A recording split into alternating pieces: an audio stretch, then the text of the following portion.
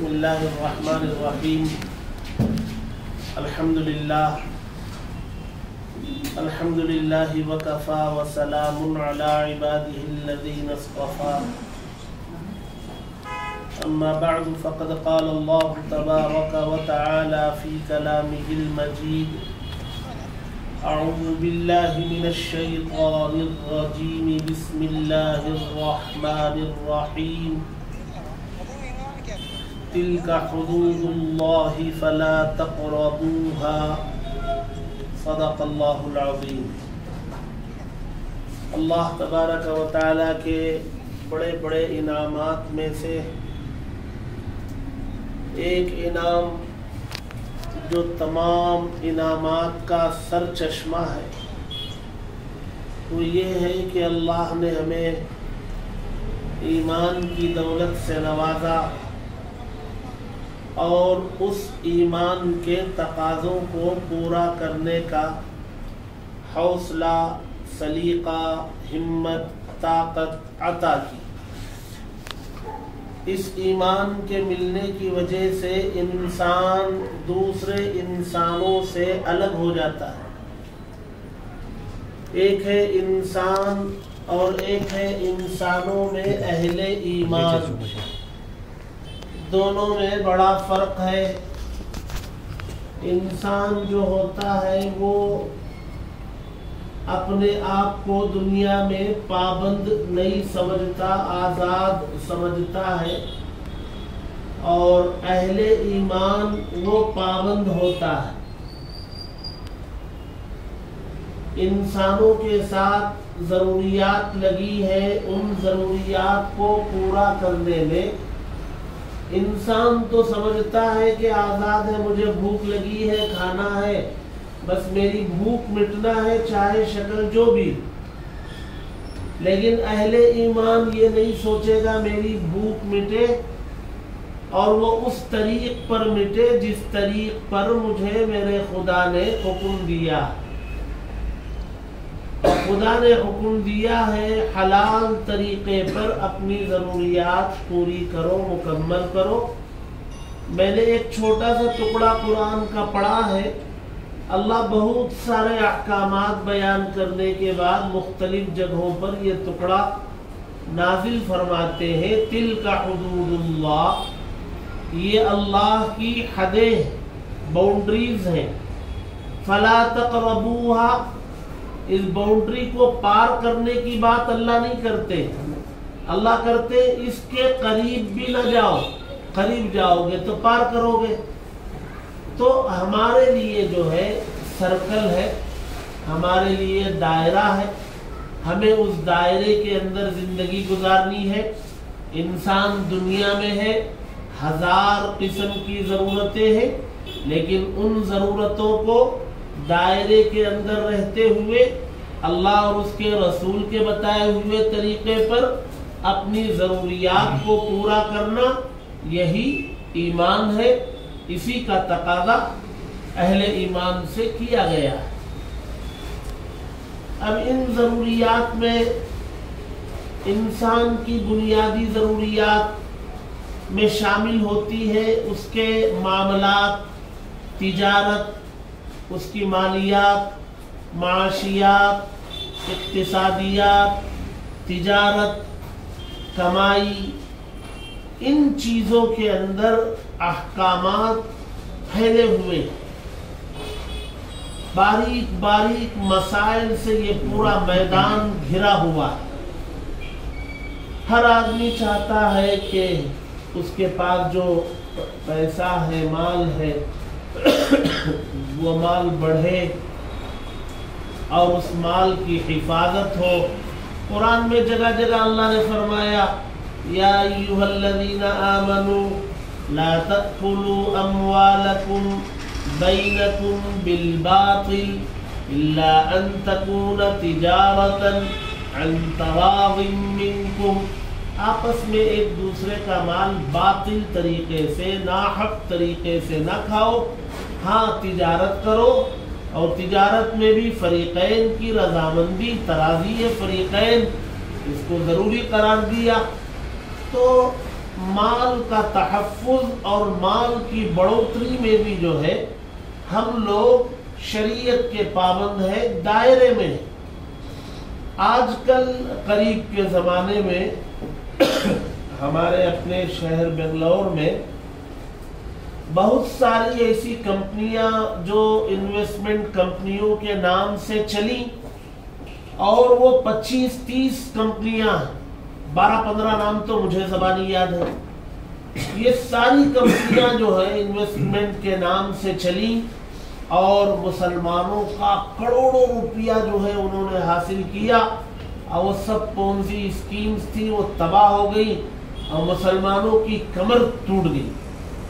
اب اس ماحول میں ایک ایسی شکل جو دائرے کے اندر والی شکل ہے، قرآن و حدیث کی روشنی میں بنائی گئی ایک شکل ہے، اور اللہ نے اس فن کے ماہر جن کو بنایا، چند سال پہلے اس ملک میں ایک شخصیت گزری ہے، حضرت مولانا قاضی مجاہد الاسلام صاحب رحمہ اللہ، یہ اس فن میں اتھارٹی شمار کی جاتی تھی۔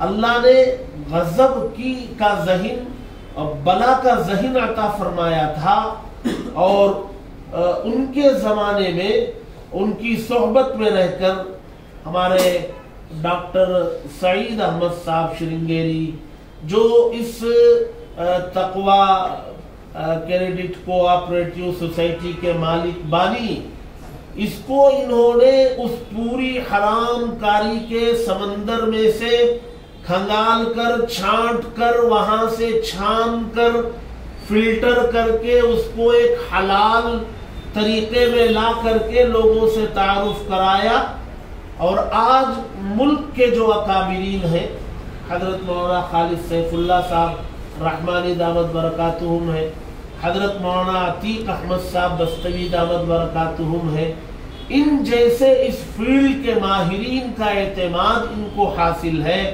اور ان کی سب کی سرپرستی میں ایک حلال طریقہ لوگوں کے بیچ میں لائے، تو ظاہر سی بات ہے کہ ماحول ابھی وہ انویسٹمنٹ کمپنیوں کی وجہ سے لوگ ہر ایک کو ایک نظر سے دیکھتے ہیں، تو صحیح چیز بھی جو ہے ان کی سمجھ میں جلد نہیں آتی۔ تو بہرحال سمجھنے کی ضرورت ہے، اسلام میں ہر چیز کا نظام موجود۔ اگر اللہ نے ہمیں یہ حکم دیا ہے کہ بھئی آپ حلال استعمال کریں، اور کسی مسئلے میں ہمیں حلال نہیں ملتا ہے، تو نعوذ باللہ ماننا پڑے گا کہ اسلام مکمل ہے۔ خدا کے حکم کا کیا مطلب ہے کہ خدا یہ کہہ رہا ہے کہ بھئی تم حلال استعمال کرو، اور وہ حلال نہ رکھا ہو تو پھر حکم کیوں دے رہا ہے؟ تو وہ حکم دے رہا ہے تو حلال موجود ہے، تلاش کرنا ہماری ذمہ داری ہے، تلاش کرے۔ اور ہر فن کے لیے اللہ کسی کو پیدا کرتے، ایسا نہیں ہے کہ بھئی انبیاء کی ذات ہوتی ہے کہ وہ ہر فن کے لیے ہوتے ہیں، انبیاء کے علاوہ اللہ تعالیٰ کسی کو کسی فن کے لیے پیدا کرتے ہیں۔ تو ہمارے ڈاکٹر صاحب کو اللہ نے اس فن کے لیے پیدا کیا، اور انہوں نے جو ہے ماشاءاللہ اس پورے سمندر میں سے پوری عرق ریزی کے ساتھ وہاں سے یہ شکل نکالی، اور اپنی تحقیق پر بھروسہ نہیں کیا، اس عرق کو علماء کے، اکابرین کے، ماہرین کے سامنے پیش کیا، اور وہاں سے انہوں نے ان کی سند لی، اور پھر لوگوں کے سامنے اس کا پریکٹیکلی پیش کیا، اور بھٹکل میں الحمدللہ انہیں کامیابی ملی، ماڈل بنا، پھر بنگلور آئے، اور پھر جو ہے الحمدللہ یہاں سے یہ پھیلنے پھولنے لگا ہے۔ آپ کے ساتھ پوری ٹیم ہے، آپ کے فرزند بھی ہے، یہ ایک بہت بڑی دین کی خدمت ہے۔ ہمارے ذمہ دو کام، ایک کام اپنی شریعت کی حفاظت کا کام بھی ہمارے ذمہ ہے، اور اس شریعت کو لوگوں تک پہنچانے کی ذمہ داری بھی ہماری۔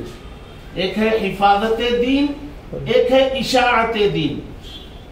ہمیں اپنی شریعت کی حفاظت بھی کرنی ہے، اور اس کو لوگوں میں پہنچانا بھی ہے۔